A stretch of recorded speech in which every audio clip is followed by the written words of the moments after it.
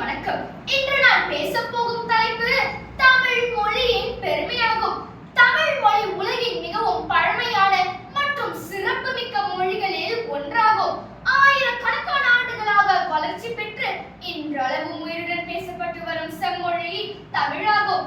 அதன் தொன்மை, இனிமை, இலக்கிய வளம் மற்றும் பண்பாட்டு செழிப்பு ஆகியவை தமிழ் மொழியை உலகின் தனித்துவமான மொழியாக உயர்த்துகின்றன. தமிழ் மொழி வெறும் தொடர்பு கொள்ளும் கருவி மட்டுமல்ல, அது தமிழர்களின் பண்பாடு, மரபு, சிந்தனை மற்றும் வாழ்க்கை முறையை வெளிப்படுத்தும் ஒரு பெரும் செல்வமாகும்.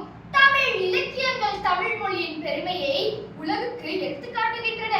சங்க காலத்தில் எழுதப்பட்ட பல இலக்கியங்கள் இன்று வரை நமக்கு கிடைத்திருக்கின்றன. அவற்றில் மனித வாழ்க்கை, இயற்கை, அன்பு, வீரியம் போன்ற பல்வேறு கருத்துக்கள் அழகாக பதிவாகியுள்ளன. தமிழ் மொழி இனிமையான ஒலியை கொண்ட மொழியாகவும் அறியப்படுகிறது. தமிழ் பேசும்போது அதன் ஒலி மிகவும் மென்மையாகவும் இனிமையாகவும் கேட்கிறது. அதனால் தான் தமிழ் இனிய தமிழ் என்றும் அழைக்கப்படுகிறது.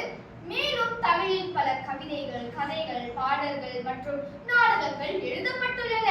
இவை அனைத்தும் தமிழ் மொழியின் வளத்தையும் அழகையும் காட்டுகின்றன. தமிழ் உலகின் பல நாடுகளில் பேசப்படும் ஒரு முக்கியமான மொழியாகும்.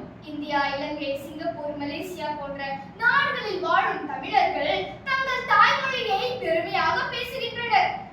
தமிழ் மொழி நம் பண்பாட்டு செல்வமாகும். அதை பாதுகாத்து வளர்ப்பது ஒவ்வொரு தமிழரின் கடமையாகும். நாம் அனைவரும் சேர்ந்து தமிழ் மொழியை வளர்த்தால்